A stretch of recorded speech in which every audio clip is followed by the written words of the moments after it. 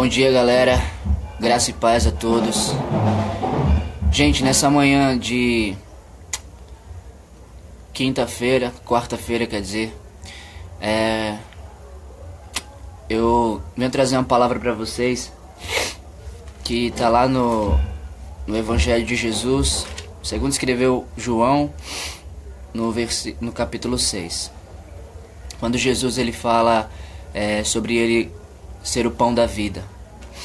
E eu queria destacar aqui alguns versículos e eu quero começar com o versículo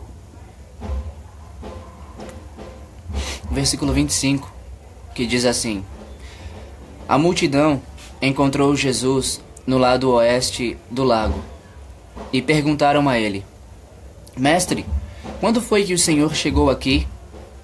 Jesus respondeu: Eu afirmo a vocês que isto é verdade.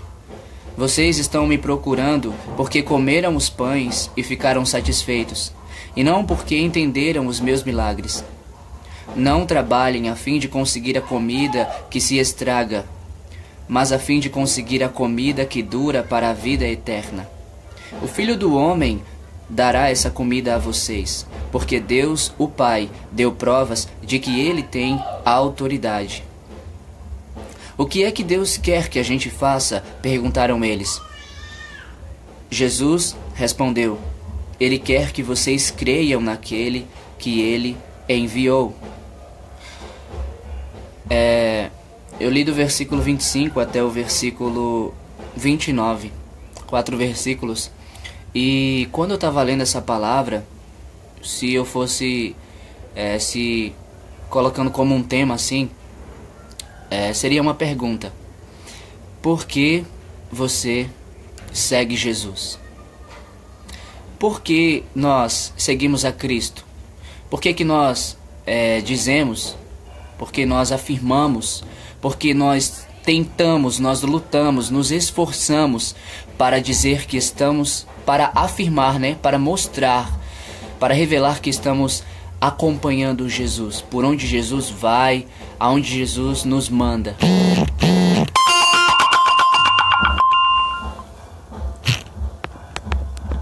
Foi mal aí, gente.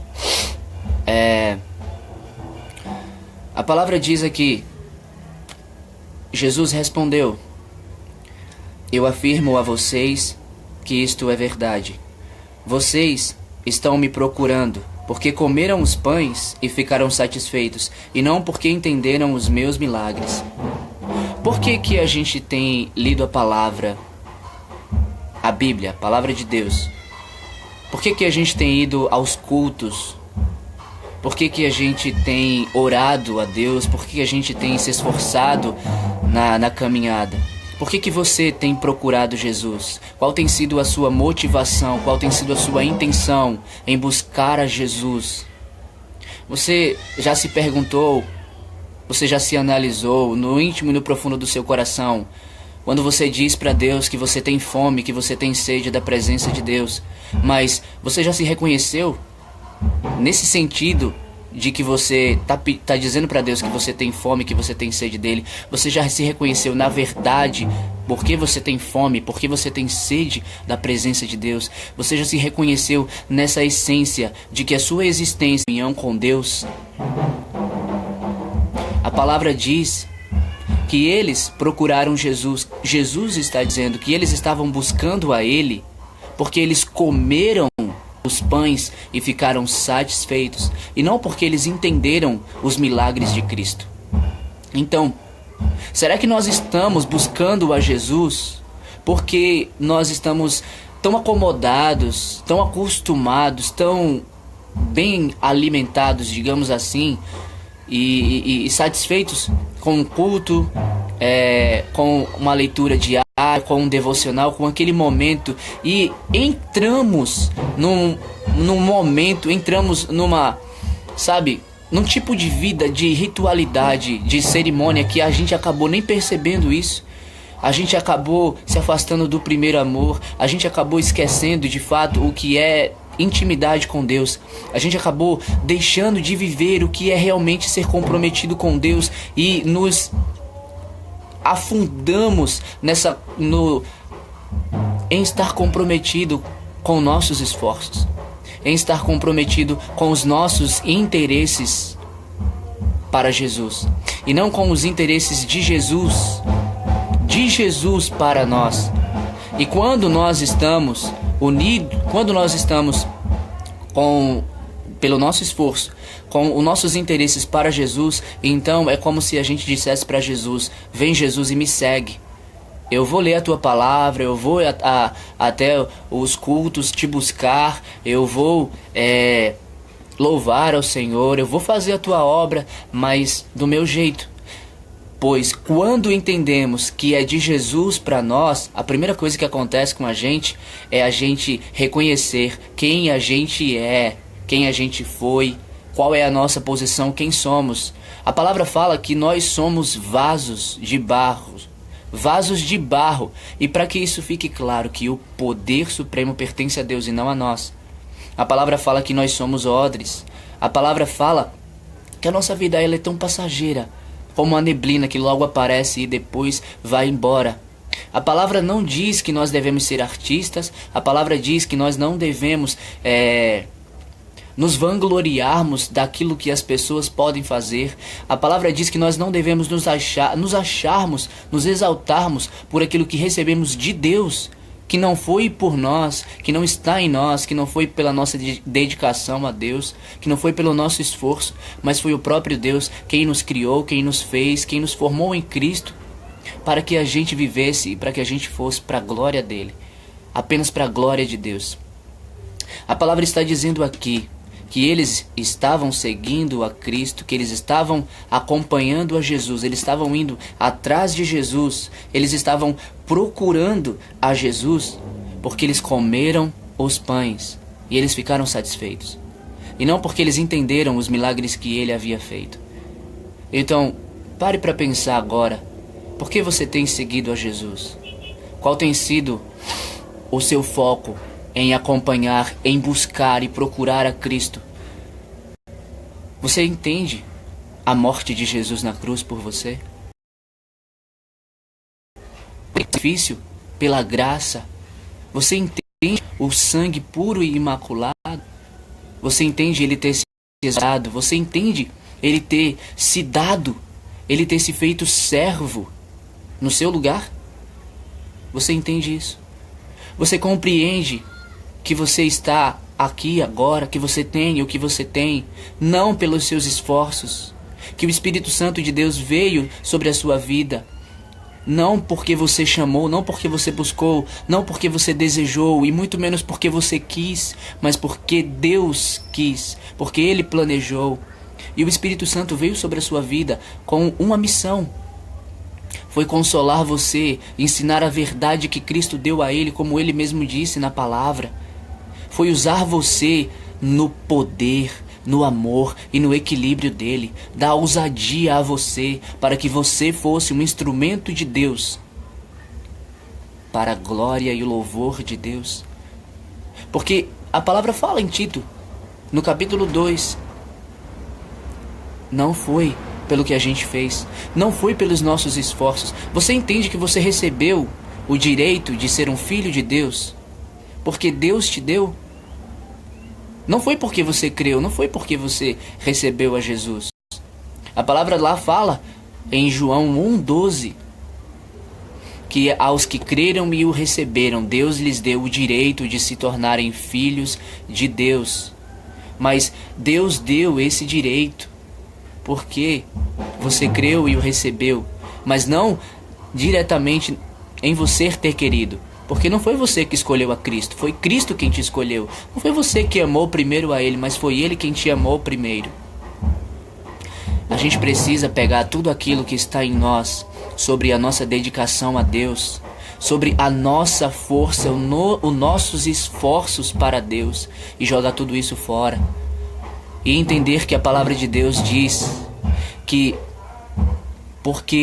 porque dele, por ele, para ele são todas as coisas, porque nele vivemos, nos movemos e existimos, porque é pelo poder do Espírito Santo que nós vamos fazer o que nós devemos fazer, como Zacarias 4:6 fala, como Filipenses 4:13 diz, que é pela força de Cristo que nós podemos todas as coisas, e que não está em nós. Precisamos parar de olhar para nós pela nossa dedicação a Deus e agora colocar toda a nossa fé, colocar toda a nossa dedicação em dependência total do poder dele, da ação dele, do amor dele. A palavra fala aqui em João, no capítulo 15, que a nossa união com Cristo deve ser pelo amor que Ele tem por nós. Nós devemos viver unidos com Jesus por meio do amor que Ele tem por nós. João, capítulo 15, versículo 7. Vejam o que a palavra de Deus diz.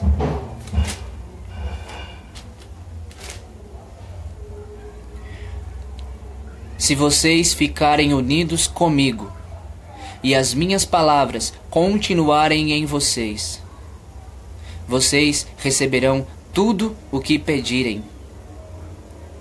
E a natureza gloriosa do meu Pai se revela quando vocês produzem muitos frutos e assim mostram que são meus discípulos. Assim como o meu Pai me ama, eu amo vocês. Portanto, continuem unidos comigo por meio do meu amor por vocês. Por meio do meu amor por vocês. É essa a maneira que Jesus quer que a gente permaneça unido com Ele. Jesus quer que a gente permaneça unido com Ele por meio do amor dEle. Não é pela nossa força, não é pelo nosso esforço, não é pelo nosso olhar, pelo cargo, pelo título, pela posição, pelo conhecimento, pela sabedoria, não é por nada disso. Porque quando a gente começa a fixar a nossa vida, a nossa fé, a nossa comunhão com Deus, por causa dessas coisas, a gente deixa de ser usado pelo Espírito Santo, a gente deixa de ser dependente do Espírito Santo, a gente deixa de entender que é para a glória de Deus e a gente começa a fazer para a nossa glória. A gente começa a fazer pensando na gente, olhando para a gente, e a gente se torna egoísta. E a gente se torna orgulhoso, e a palavra fala que Deus resiste aos orgulhosos, que Deus é contra os orgulhosos, mas Ele dá graça aos humildes. Portanto, pare e pense, por que você tem procurado a Jesus? Por que você tem seguido a Jesus? Tem sido porque você entende que Ele é o Cristo vivo, que as palavras dele são espírito e vida, que Ele é o vivo e o novo caminho, que Ele é o caminho, a verdade e a vida? Ou porque você comeu e ficou satisfeito? E ficou satisfeito com uma coisa que passou. E a palavra diz que a vida eterna está em Cristo. Que a vida eterna está nele, no amor dele, na presença dele. Está no sangue, está na morte dele, no sacrifício dele. A salvação é pela graça, não é pelas obras. Jamais esqueça isso. Lembre-se sempre que precisamos viver compromisso, comunhão e intimidade. Nunca e jamais viveremos intimidade com Deus se não vivermos comunhão com Deus. E nunca e jamais viveremos comunhão com Deus se não formos compromissados com Deus. Só podemos viver para Deus quando vivemos com Deus. E essa vida que temos com Deus é uma vida no secreto. É uma vida entre você e Ele, a sós, no seu individual, no seu particular. É naquilo que Jesus vai falando para você, que você é nele. É naquilo que Jesus vai falando para você, que Ele é em você. É naquilo que Jesus vai dizendo para você abandonar, e você vai deixando, e você vai negando, você vai se esvaziando. E você vai deixando que o Espírito Santo venha te tomando, que o Espírito Santo venha fazendo essa mudança, essa transformação na sua vida. A palavra fala, Efésios capítulo 2, versículo do 8 ao 10. Pois pela graça de Deus, vocês são salvos por meio da fé. Isso não vem de vocês, mas é um presente dado por Deus. A salvação não é o resultado dos esforços de vocês. Portanto, ninguém pode se orgulhar de tê-la, pois Foi Deus quem nos fez o que somos agora. Pois foi Deus quem nos fez o que somos agora. Em nossa união com Cristo Jesus, Ele nos criou para que fizéssemos as boas obras que Ele já havia preparado para nós. O versículo 10 diz: pois foi Deus quem nos fez o que somos agora.